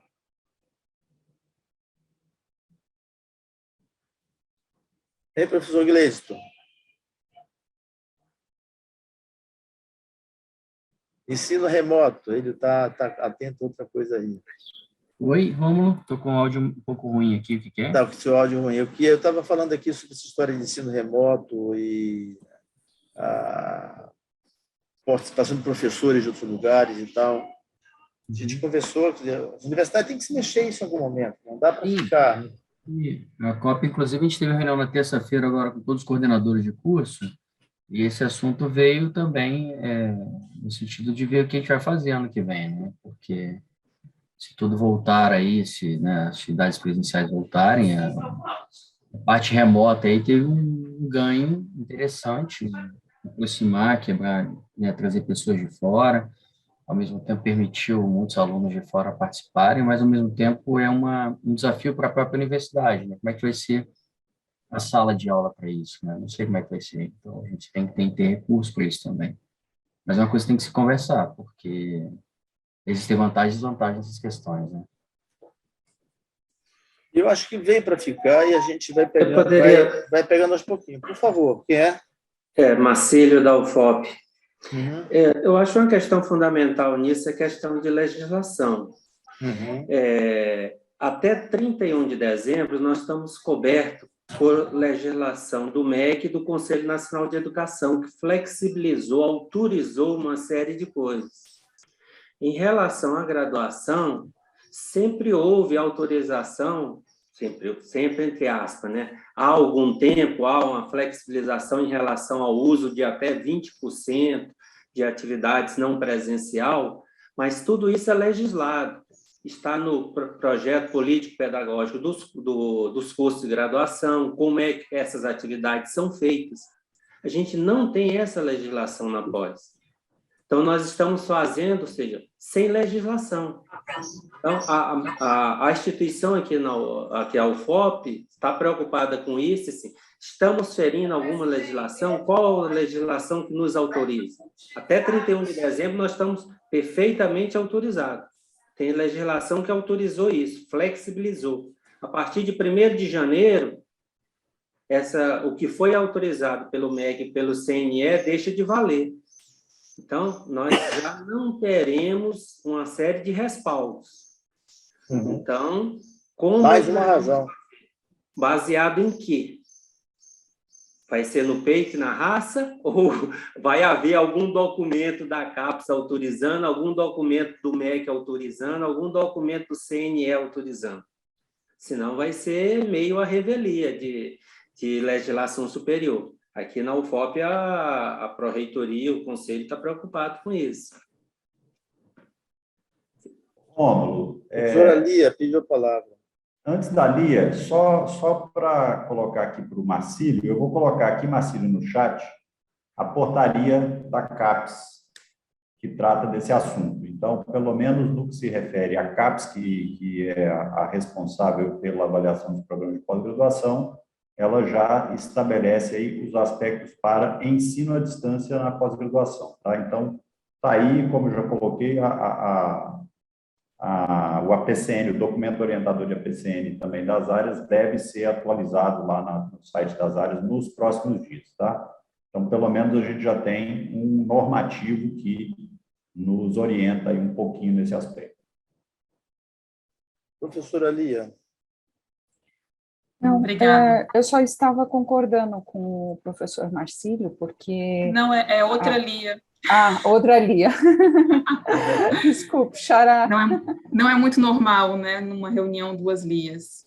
Mas, enfim, eu queria só levantar algumas questões em relação a essa coisa do ensino remoto, que elas também vão além dessa questão da possibilidade da gente, né, assim, ter pessoas de fora da instituição, mas principalmente nos grandes centros urbanos, né, eu moro no Rio de Janeiro, a mobilidade urbana é um problema muito grave e que a pandemia trouxe essa possibilidade do ensino remoto e que, para a gente de cursos profissionais, isso a gente percebeu que, de alguma forma, ajudou e atrapalhou, porque a gente tanto teve a possibilidade, né, dos alunos poderem fazer mais disciplinas, né, e, ao mesmo tempo, a gente também teve alunos, enfim, só de foto presente, né, nas aulas, porque estavam trabalhando, porque estavam fazendo outras atividades. Então, queria só deixar aqui que acho que para além das questões, né, de pensar nesse ensino remoto só para questões de quando a gente tem pessoas de outros países ou de outros estados, mas que a gente também tem essas questões de mobilidade urbana e que, e que isso é algo a ser considerado também. Para regulamentar, né, por exemplo, quantos por cento da carga horária poderia ser remota, se poderia ser, em termos de disciplinas, você ter um número de disciplinas que acontecem de forma remota, ou se seria uma porcentagem das aulas, das disciplinas que poderiam ser feitas de forma remota. Então, algumas coisas que poderiam ser interessantes de ter um direcionamento da área para a gente, enfim, depois, na hora das avaliações e na hora de fazer, né, a comparação entre essas formas, né, de se ministrar as disciplinas, não fique confusa. Era isso, obrigada. Rômulo, você me permite? Por favor. Lia Teixeira, né? Vamos, agora ficou fácil, né? Tem a Lia Pimentel, tem a Lia Teixeira. Obrigado, viu? Foi ótimo você ter trazido essa situação para a tela, porque muitos programas profissionais têm enfrentado tempos diferentes, né? Agora na pandemia, com a flexibilização do ensino remoto. No entanto, nós estamos trabalhando agora, o documento de área foi alterado, o APCN também está sendo alterado, o APCN também está sendo alterado, e lá nós temos alguma regulamentação para educação à distância. Então, programas que foram construídos para serem presenciais, talvez não consigam atuar de forma legal à distância, né? Porque existe uma regulamentação própria para os programas de educação à distância. E talvez seja o momento da gente parar e refletir sobre a viabilidade, né? Ou sobre a possibilidade de manter esse programa profissional no formato que ele foi proposto, ou criar uma alternativa para que esse programa profissional possa funcionar no modelo de ensino à distância. Particularmente, para programas profissionais, quando a gente lança a mão dessa possibilidade do ensino à distância, considerando que ensino à distância é uma coisa completamente diferente do que nós estamos fazendo agora na pandemia, né? A gente está fazendo assim, né, uma martelada no cravo, uma martelada na ferradura. A gente encontrou uma solução tampão para atravessar esse momento aí em que a gente tem a pandemia, mas isso não é ensino à distância. O que nós estamos fazendo, definitivamente, não é educação ou ensino à distância. Então, vale a reflexão, Lia, vale a reflexão da gente fazer as contas e entender se os programas profissionais que hoje nós temos consolidados como programas presenciais, eles, de fato, não teriam um desempenho ou uma atuação mais abrangente se eles incluíssem, por exemplo, uma possibilidade de educação à distância. Tá? Mas, assim, só para pontuar, eu estou falando das aulas remotas, eu não estou falando de ensino à distância, estou falando da gente ter uma regulamentação para que a gente possa dar parte das aulas, ou totalmente, ou ficar livre para o programa para dar aula remotamente, mas assim, naquela história lá, assíncrono, as pessoas estão todas juntas ao mesmo tempo, com o debate, enfim. Eu estou falando nesse sentido, não é mesclar EAD com ensino presencial, é Perfeito. regulamentar o que a gente está fazendo nesse momento Perfeito. de crise. Isso passa pela sua pró-reitoria, isso não passa pela CAPES, né? Então, se em determinado momento a sua pró-reitoria entende essa possibilidade e regulamenta isso dentro da sua universidade, não há porque a CAPES ou a coordenação de área tem ingerência nisso, né? Então, talvez seja muito mais simples do que eu pensei no primeiro momento. Mais uma vez, muito obrigado, viu, pela pontuação. Eu acho que a discussão está em aberto, realmente. Tem Bruno e Márcia também pediram a palavra. Rômulo, Você dois pediu primeiro. Ladies first. Márcia. Por favor, então, Márcia. Obrigada, gente. Márcia, aqui da Federal de Itajubá. Eu só queria acrescentar aí aos comentários aí dos colegas, principalmente aí da professora Lia, porque aqui para a gente, né, no interior, às vezes, dentro da cidade, a gente não tem problema de deslocamento, mas o potencial de pessoas participarem do programa é menor, porque a cidade é menor. Então, quando a gente abre o programa no ensino remoto, a gente consegue trazer mais profissionais dentro do nosso programa.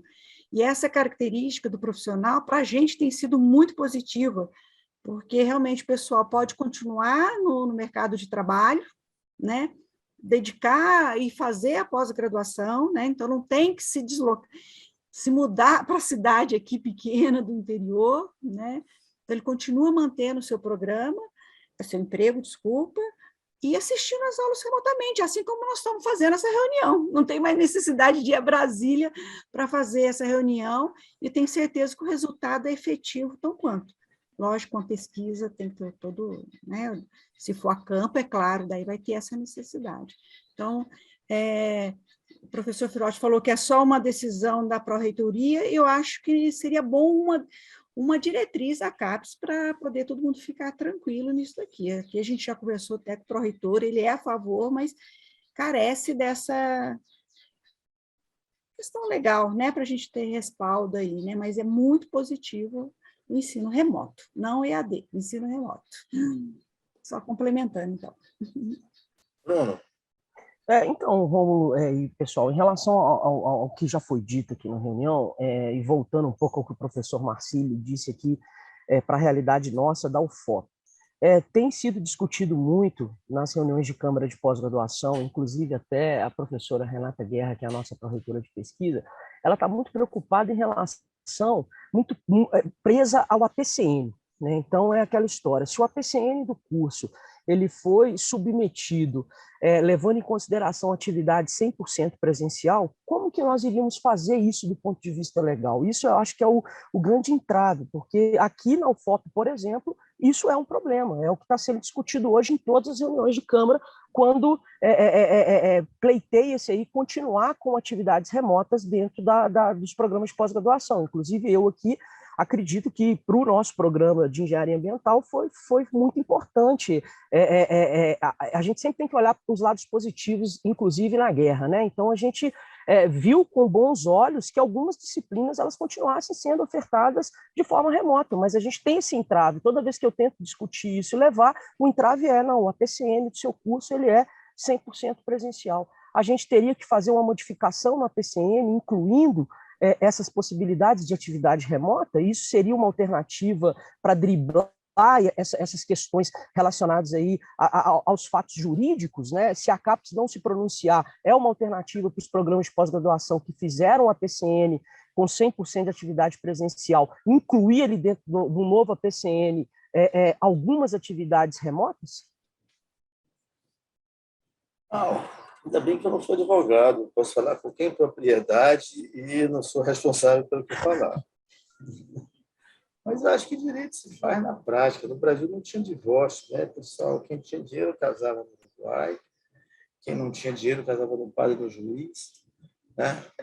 O direito tem a sua evolução. Mas sem querer brigar com os advogados, eu acho que Primeiro, a legislação, acho que já cobre alguma coisa. A legislação para a graduação já diz que há um certo percentual de disciplinas ou de horas que podem ser feitas de forma não presencial. Então, acho que seria bom, concordo com vocês, e a CAPES, o MEC, né? O MEC deve fazer isso para a graduação, já.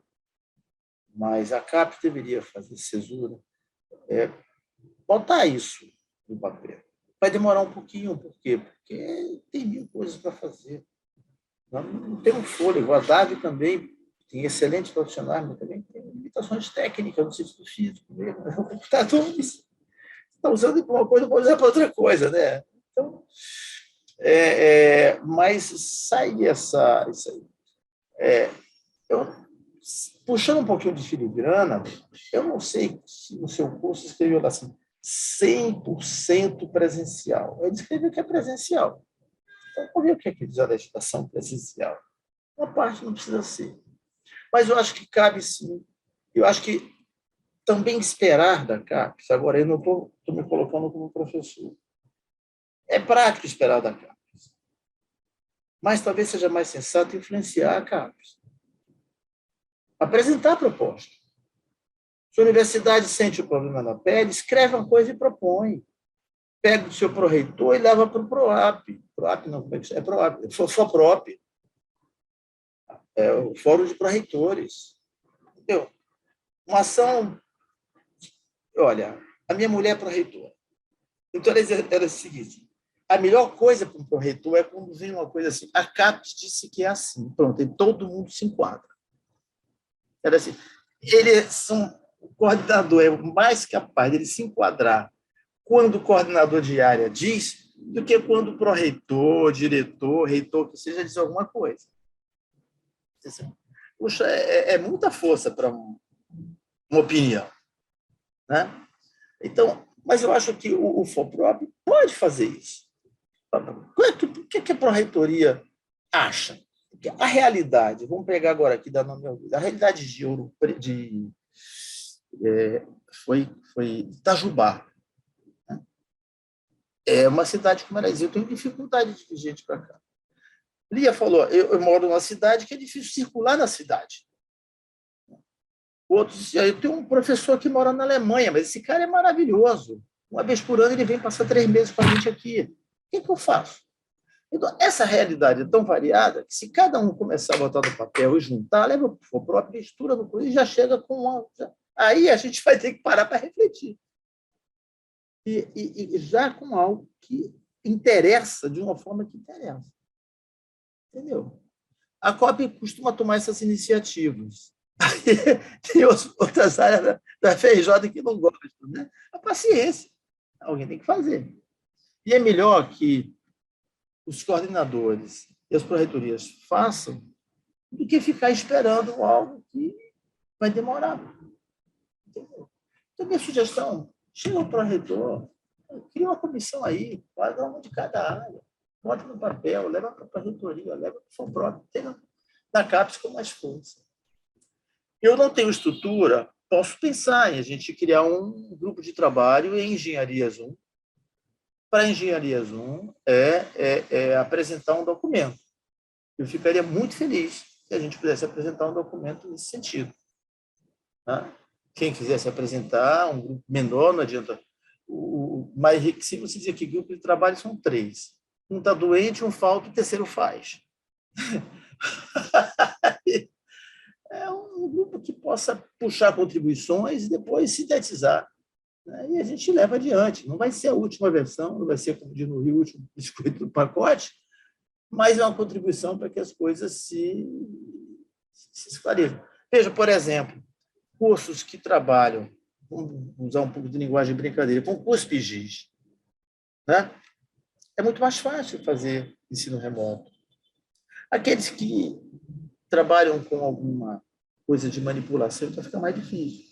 E quando eu fui brincar de dizer o seguinte, olha, minha amiga aqui, Denise, que é cirurgiã, faz cirurgia ocular. Eu não imagino o cara pensando, mas acontece que o cara já vai fazer a cirurgia ocular no joystick. Então, mesmo aquele que a gente acha que é mais complicado, pode ter uma característica que descomplica. Eu acho que nós, na engenharia junto, refletimos um pouco de todo mundo. Tem cursos nossos que podem ser 100% remoto. Acho que tem. Tem outros que vai nem pensar. Como é que eu vou bater estaca remotamente? Eu não sei. Mas, então, acho que a gente, por ter essa variedade, o que a gente apresentar tem possibilidade de ter uma boa receptividade. Novamente, engenheiro aqui, arrebitando o nariz, dizendo que é melhor do que todo mundo. Né? Mas é verdade, estou brincando, estou dizendo de uma forma mais lúdica. Né? Acho que, na verdade, sim, a gente tem essa variedade. Que é nossa característica, não é nem maior nem menor, é só a nossa característica. Então, fazer o seguinte, querem fazer um grupo de trabalho? Quem estiver disposto, você apresenta agora ou me passa uma mensagem. Entendeu? Eu até me candidato para estar participando do grupo. Eu só queria fazer só um adendo aí, porque é o seguinte, que eu acho que o MEC, né, nem entrar em questões políticas, mas eu fiquei sabendo de universidade particular que juntaram grupos aí, de repente o professor estava dando aula para 300 alunos. Então, lembrando que essa questão de trabalho é complicado quando se fala em EAD, daqui a pouco ninguém precisa mais trabalhar presencial e isso não vai ser bom para o ensino público. Tem outro lado da questão, mas eu só queria, o que nós estamos falando, na verdade, é a possibilidade de flexibilização. Porque eu acredito que na parte de legislação vai ter problema quando tem um aluno que ele é bolsista CAPES, que o ideal é que ele esteja lá presente na sala, porque ele é bolsista, terminou a pandemia, e nós temos vários aqui alunos que não são bolsistas. Eu tenho recurso, a minha esposa tem uma escola de inglês e eu uso o recurso dela. Eu entro dentro de uma sala e dou aula para pessoas presenciais, uma câmera ligada para mim, com equipamento, com interface de áudio, dou um link e a pessoa pode estar assistindo no Rio de Janeiro a aula. Né? Então, a gente pode fazer presencial e remoto. Talvez a palavra correta para nós não é tanto a distância, mas é a flexibilização com acesso remoto, que isso não vai perder a qualidade, né? E que hoje a gente tem medo de fazer isso porque a gente não sabe se baixa um promotor dizendo que a gente está fazendo alguma coisa fora da atribuição, e dá medo. Porque eu acho que todo mundo fica com medo de assumir. Em outros momentos não era assim, mas eu tenho visto aqui em São Carlos, o Ministério Público é bem complicado. A gente nunca sabe o que eles vão tirar da cartola. Né? Então, realmente, o ideal é, pelo menos, se a gente definir, olha, flexibilização com acesso remoto, se consegue passar isso numa discussão na CAPES, fica mais fácil da gente levar para a reitoria aqui, porque todo mundo fica com medo de dar o primeiro passo e estar fazendo alguma coisa fora da... Você não vai ser demitido se você comprar o computador Dell, né? Se comprar outro, a galera desconfia, né? A piada é antiga, a piada era IBM. Ninguém nunca é demitido por comprar IBM. Você tinha tanta variedade, o cara ia IBM. Não necessariamente era o melhor, mas o cara ia porque não foi demitido. Mas você tem razão, Marcelo. Nós temos vários alunos que não têm bolsa. E nós temos no interior de São Paulo. É difícil do aluno com o preço da gasolina vir toda... E é complicado. E a pesquisa é presencial. Acho que o importante é, se é possível, garantir as condições de educação, de aprendizagem, isso aqui é importante. Infraestruturais, acadêmicas, sociais. Alguém falou aqui. Cara, encontrar com outro também é importante. Né? Entendeu? Se consegue garantir essas características, tem que... Repare que o que está acontecendo é fantástico. Se a gente for lá para trás, a informação ela tinha que estar impressa. Tá? Se pegava o jornal era impresso em Salvador, ia de trem para o interior, lá em Jequié, onde meu pai morava, o jornal chegava, talvez no dia seguinte, que as pessoas iam ler. Né? Aí ficou mais rápido. Aí, depois o jornal já impresso em várias cidades. já impresso na mesma cidade, em 15 lugares, para chegar mais rápido na banca. Cara, será que eu preciso ou isso está aqui? Então, a informação saiu do processo físico, né? Saiu do mental para o extracorpóreo e agora ela está no virtual. Em algum momento que chegar ao ensino, que a gente trabalha com informação. Informação é a nossa matéria-prima. Uma hora isso chegar, gente. Chegou. Eu acho que você tem toda a razão. Vou montar um grupo. Marcelo, quem mais? Alguém se apresenta? O grupo de um só é difícil, hein? O chat está bombando ali, professor Romo. Hein? O chat está bombando ali de candidatos. O site? O chat, o chat. Chat, cadê? O chat está bombando, tem uns 20. Estou à disposição. Olha, eu não estava vendo. Todo mundo quer contribuir. Todo mundo. Vamos fazer o seguinte, fazer um grupo de 3 só para centralizar as informações. Tá? E depois centralizou, organiza uma reunião mais ampla. Tá? Podemos marcar uma reunião no início de fevereiro, porque janeiro não vai acontecer, ou vai? Não vai, né? Então, fazer o seguinte. Passo a mensagem, porque aqui eu não vou conseguir anotar. Quando fechar aqui, tudo já foi embora, né? Quem quiser participar, passa a mensagem para mim.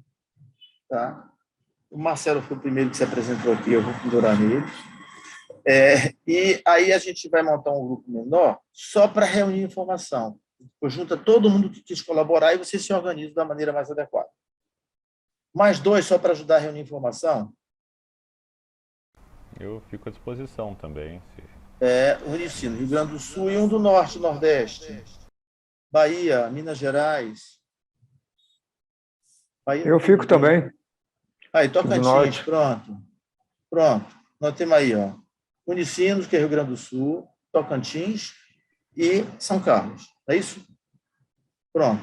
Aí, manda informação só para a gente fazer uma listinha, entendeu? Aí vai se fazer tomar alguma iniciativa, de fazer um Google Form, Google Doc, criar uma forma de contribuição. Pode ser? E aí, hoje de tarde, eu passo uma mensagem para vocês 3 para a gente se conversar. Deixa eu anotar aqui os nomes, que senão eu vou esquecer, né? Eu com isso. Marcelo Ferreira, Civil São Carlos, não é isso? Joel Tocantins. Engenharia ambiental. Ambiental. E Maurício de Unifim. Qual é a sua auxiliar, Maurício? Civil também, professor. Civil também. Uhum. Tá bom. Já lhe mandei um e-mail lá. Ótimo. E aí a gente bate um papo hoje, uma conversa, eu arrumo um dia e acho que vai dar um trabalho legal. Com certeza. Bota todo mundo para opinar. Pessoal, 11 horas e 55 minutos. Alguém quer comentar mais alguma coisa? Então, dizer para vocês, nós vamos fazer a avaliação. O diretor interino me telefonou, perguntando, professor Romo, está tudo bem aí, Natal, Ano Novo, sem a menção, estou ligando a pedido do comércio, a gente está aqui, a DAV também está sobrecarregada, mas está envolvida, nós vamos trabalhar aqui nesse período fazendo toda a parte da tecnologia. Eu disse, olha, se fosse consultor, a gente vai fazer exatamente o que a gente falou. Todo mundo confirme ou desconfirme para a gente completar a equipe e vamos seguir o calendário. Tá? Então, estou contente com isso, vamos em frente e vou tentar que os nossos 4 coordenadores que pediram para sair, eu acho que cabe uma última solicitação e, caso diga não, respeitar também, entender e aceitar sem estresse maior. Né? Porque a gente costuma dizer assim, a variação não tem que ser boa para uma área, tem que ser boa para as 49. Então, não é só o Qualis que interfere, mas é todo o conjunto, é a lógica. Ok? Então, pessoal, um abração para todo mundo. Feliz Natal, feliz Ano Novo, boas férias. Entendeu? Então é isso aí. Um prazer grande. Quem sabe para o ano a gente se reúne com bem mais frequência e vai atualizando, tratando de outras coisas que não seja só quadrienal, ou que não seja quadrienal. É isso aí a gente já prepara uma reunião da área para discutir novas formas remotas e híbridas de ensino. Né? Marcamos um dia aí para a gente discutir isso, trazer a apresentação. Beleza? Então, a gente já temos ideia aí. A gente conversa, troca ideia, pega a sugestão para, em fevereiro, ter uma reunião da área sobre formas híbridas remotas de ensino na engenharia. Beleza? Então, um grande abraço para todo mundo. Obrigado por tolerarem aí. Obrigado, gente. Quero Obrigado, agradecer Romulo. de público a Vladimir e a Ricardo me aturarem aí desde 2018.